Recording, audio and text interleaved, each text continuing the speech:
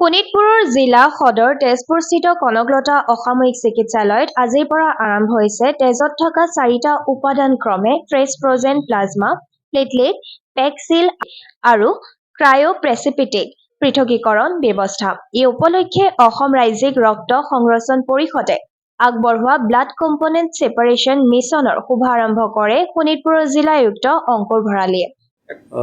আজি তেজপুৰৰ আমাৰ চিভিল হস্পিটেলৰ কাৰণে এটা উল্লেখযোগ্য দিন।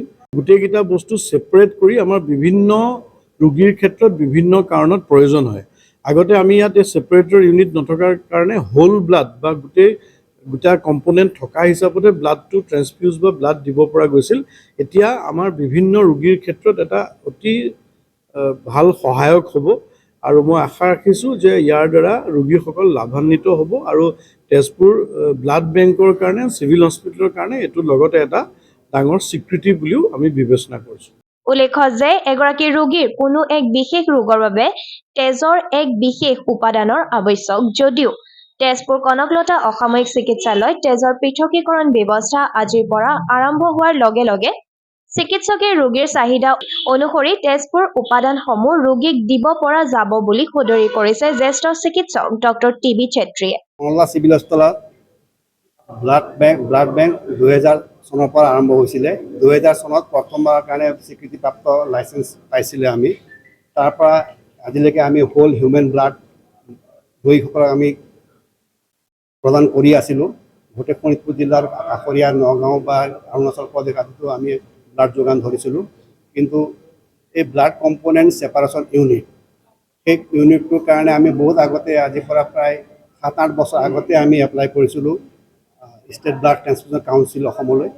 তাৰ পৰা তেখেতসকলেও আমাক গোটেইখিনি ইনষ্ট্ৰুমেণ্টবিলাক পঠাইছিলে আৰু কিছুমান বাকী আছিল, পিছত দিলে।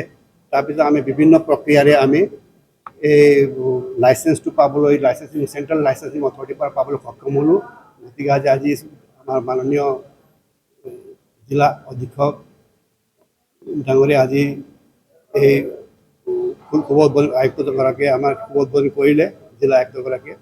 চিকিৎসকগৰাকীয়ে জুয়ে পুৰা আৰু যকৃত আক্ৰান্ত ৰোগীক ফ্ৰেছ ফ্ৰজেন প্লাজমা, ৰোগীৰ ডেংগু আৰু অস্ত্ৰোপচাৰৰ বাবে প্লেটলেট, ৰক্তহীনতাৰ বাবে পেকচিল আৰু ৰক্তক্ষৰণ বন্ধ কৰিবৰ বাবে ক্ৰায়োপ্ৰেচিপিটেট ব্যৱহাৰ কৰা হয় বুলি সাংবাদিকৰ আগত সদৰি কৰে। আমাৰ ব্লাডত 4টা কম্পনেণ্ট আছে। এটা ক্ৰায়োপ্ৰেচিপিটেট বুলি কয়। সেই ক্ৰায়োপ্ৰেচিপিটেটটো হয় যে য'ত যিবিলাক মানুহৰ ফিব্ৰিনোজেন যিটো ব্লাড ক্লটিং বস্তুটো যদি ডেফিচিয়েণ্ট থাকে বা ব্লাড ক্লট নহয়, সেইসমূহ আমি ক্ৰায়োপ্ৰেচিপিটেট দিলে মানুহৰ ব্লিডিঙৰ পৰা আমি বচাব পাৰোঁ। আৰু এটা ফ্ৰেছ ফ্ৰজেন প্লাজমা, সেই প্লাজমা যিবিলাক মানে বাৰ্ণ ইঞ্জুৰি বা যিবিলাক যদি অকল প্লাজমা দৰকাৰ হয়, সেইবিলাক আমি অকল প্লাজমাই দিব পাৰোঁ।